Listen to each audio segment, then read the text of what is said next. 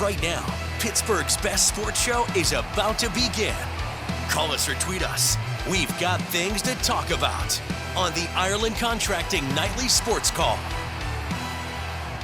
Hello and welcome into the Ireland Contracting Nightly Sports Call. I'm your host tonight, Cassidy Wood. First and foremost, I want to congratulate the Riverhounds for making history just moments ago. They ended up winning in this conference semifinal tonight at home. They were hosting Detroit and pulled out a win. For the first time in program history, the Hounds will now compete in a conference championship. And guys, that game is going to be played here in Pittsburgh. So not only are they going to be playing in a conference championship for the first time ever, but that game will be hosted here in Pittsburgh. So very, very exciting for the Hounds. We have a lot of sports to get to today, though. I'm joined alongside Jason Mackey. And Jace, tough loss for the Pens, but great start to the season. We'll get to that. Obviously, big game for the Steelers. Another game in prime time. Gosh, I feel like they only play in prime time at this point. But we'll get to that later as well. I want to start, though, with college football. Obviously, Pitt on a bye this week. And Penn State took on the number 2 team in the country, Indiana. Probably, I would say, one of the teams that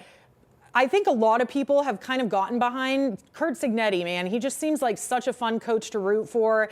And, you know, Penn State, they kept it close. Played Ohio State last week.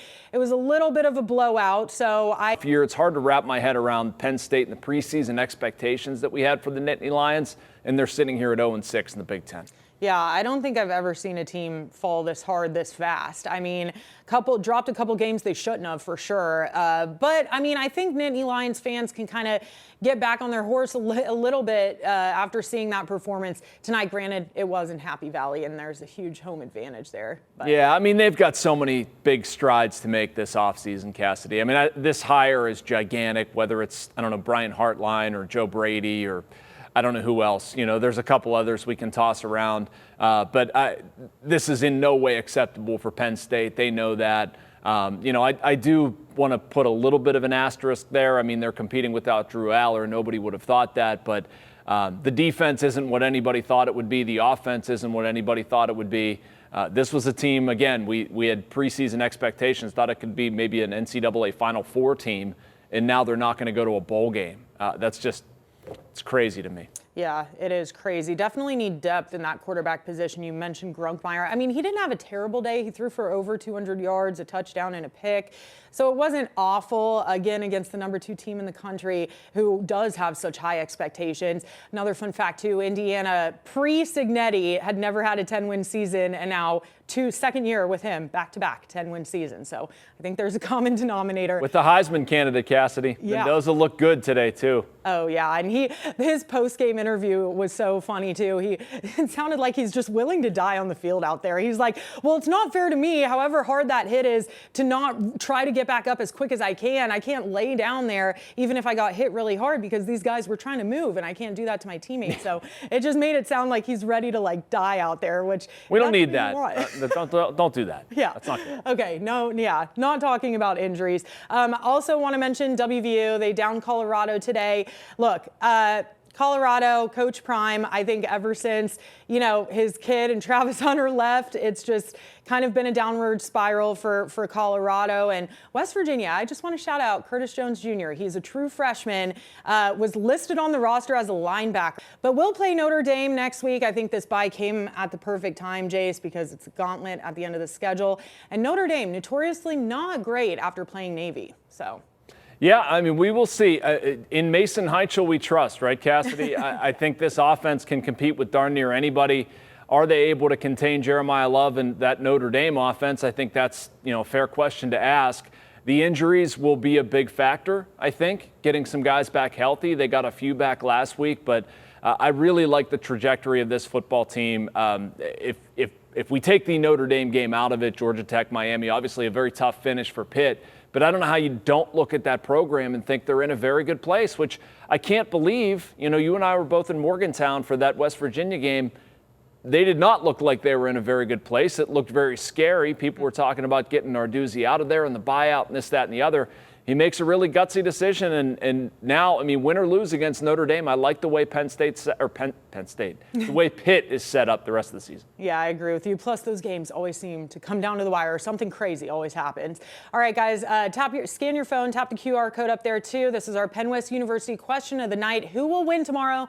Simple as that. Steelers or Chargers? Let your voices be heard there, or give us a call, 412-575-2600, and we're going to take our first break. So we'll be right back after this.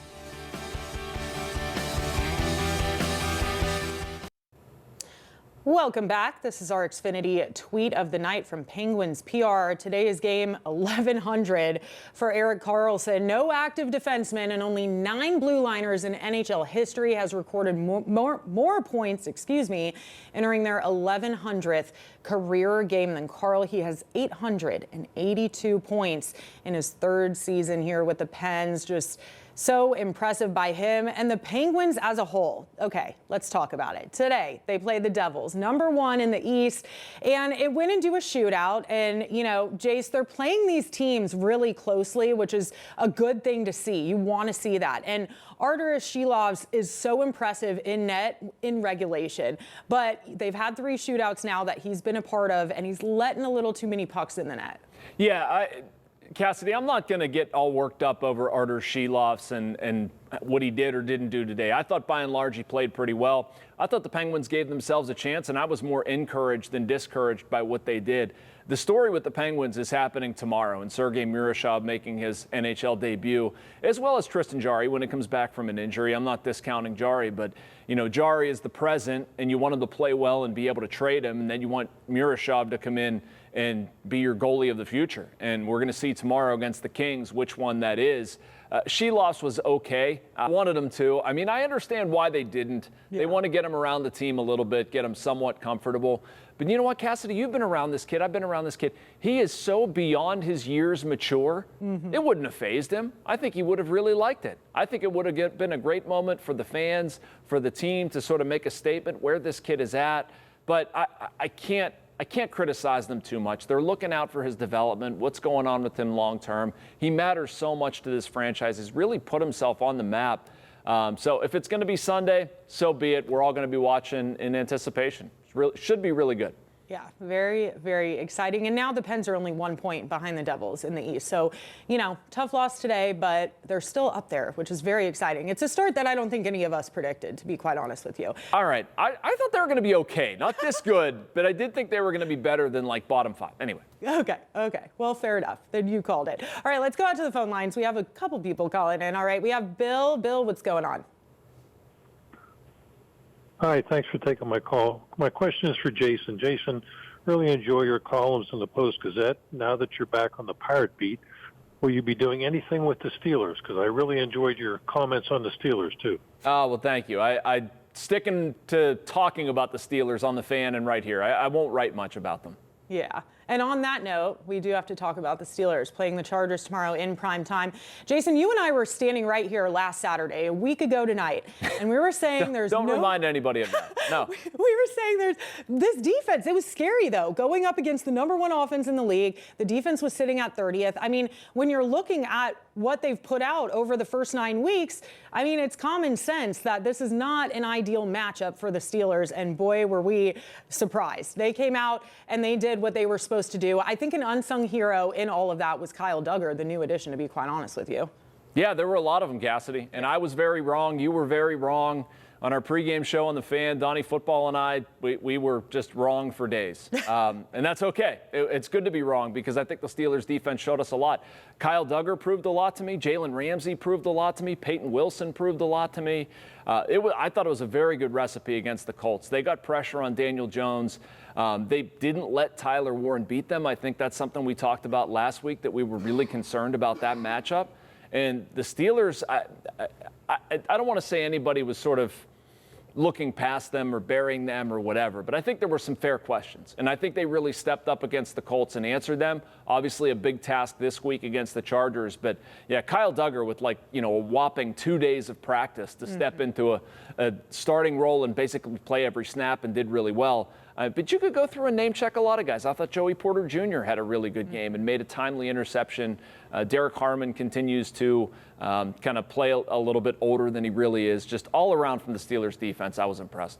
Yeah, Alex Highsmith too. I mean, that was like an old, we haven't seen him play like that in a while because, I mean, he's been battling injuries for some time. So it was really nice to see him, and shout out, he got AFC Defensive Player of the Week. So that was very exciting. And you mentioned they're going up against a Chargers team that also is very hot, like an offensive juggernaut at this point too. But Joe Alt will not be playing. He's out for the rest of the season. And some crazy stats I saw this week. The Chargers are 4-0 with him, 1-3 without him. Herbert's passer rating drops from a 108 to an 87 without him. I just think, this is huge for the Steelers defense, especially their pass rush and going after Herbert the way they want to and the way we've seen TJ and Alex Highsmith do, and Nick Herbig. So I think it's going to be big that they don't have Alt on that front line. So, I mean, that might help them. But again, it's still a very scary offense. I mean, Herbert still last Sunday, even though Alt left the game, I think in the second quarter, he ended up rushing for the most yards on the team. So, and Steelers defense aren't the best against, versatile quarterbacks like that. So. Yeah, I mean, it's a huge challenge with Justin Herbert, Cassidy. And you hit it with the tackles. Joe Alt's out. They're missing a couple other guys. One beginning of the season injury. But they're down to like their third or fourth string tackle. They're banged up on the offensive line. So, I mean, I look for the Steelers to be able to at least try to get pressure on Justin Herbert. If I'm coordinating the Chargers offense, there's no way I'm allowing him to hang on to the ball. I'm getting that ball out. I mean, they have pretty good receivers in McConkey, Allen, Jackson. And I want to get the ball into those guys' hands as quickly as possible. So that's going to put the onus on the Steelers coverage guys. You want Joey Porter Jr. out there to replicate what he did last game. I don't want to see a whole lot of Darius Slay. Brandon Echols needs to continue doing what he's doing. Rondé Gadsden II is a very good tight end, put up some numbers. That's a challenge for Jalen Ramsey and Kyle Duggar. So, I mean, it's a little bit different.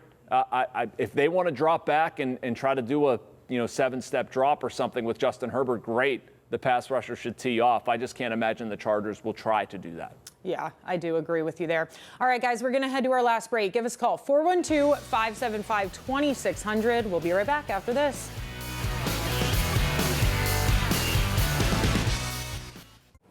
Welcome back to the Nightly Sports Call. Cassidy Wood alongside Jason Mackey. We're going to go back out to the phone lines. We have Kirk in Maine. Kirk, what's going on? Hey, how are you guys doing tonight? Hey, I just wanted to say hats off to Jason because he calls it like it is, and I see no chance of a Tomlin-coached team going to L.A. and winning a game. What do you guys think? Yeah, I mean, Jace, I didn't ask you, but what's your score prediction tomorrow? Who do you got? Well, Kirk, I might disagree with you here, but I'm going to be honest in what I think and believe. I'm going Steelers 28-10. I actually think they're going to play well out there. I think they found something on defense. I mean, I've got some questions about Mike Tomlin, too. I'm not saying all is well, but I like this matchup for the Steelers. I think the Chargers are banged up front. I don't think they're going to be able to run the ball, and I think that the Steelers are going to be able to actually put up some points. I don't think they're happy with what they did last week. I think there's more there. I think the trade deadline came at an interesting time for them, Cassidy, that the wide receivers in the passing game has a little bit to prove. So I don't know. I guess Kirk was looking for me to bury them, but I'm not doing it. Yeah, I agree with you there. Found it interesting, too, that Tomlin said he enjoys shopping and then ended up not picking. He was bluffing. Come on. He had to have been. Yeah, we're used to it at this point. I agree with you, though. I think the Steelers do pull out a win. It's going to be scary going up against that pass rush, though. I mean, the Chargers also have Oweh, who they got from Baltimore, who has created problems for the Steelers in the past. So that pass rush is going to be a little scary. But if they go heavy up front again and play like they have against those type of fronts, I could see them putting up quite a few points. I agree with you, though. I think they're not super happy with how the offense did last week. So yeah, and everybody's talking about them getting a wide receiver and being deficient, and Calvin Austin III's not enough, and Roman Wilson's not enough. And, I mean, they're fair questions externally to ask, but I don't think, at least the tone coming out of the Steelers locker room this week, I don't think they appreciate it. And I think there's going to be something to them proving that to all of us, and I'm here for it. I think it's going to be entertaining. Yeah, and I think Aaron Rodgers loves to feed that kind of fire too, so it makes it fun. All right, guys, this is our Penn West University result tonight. Who will win tomorrow? Steelers 65 and Chargers 35. When we started the show, it was very much flipped, so good to know. People in Pittsburgh think the Steelers are going to win tomorrow. Jason, thank you so much for joining me. I'm going to go my final score. I'm going to go, let's do 30. I think it's going to be higher scoring, 30-21. Win by a touchdown, but I think they put up 30. That's what I'm saying. All right, guys, thank you for joining us. Jace, thank you. And I hope you guys have a great rest of your weekend. I'll see you next time. Same place, same time.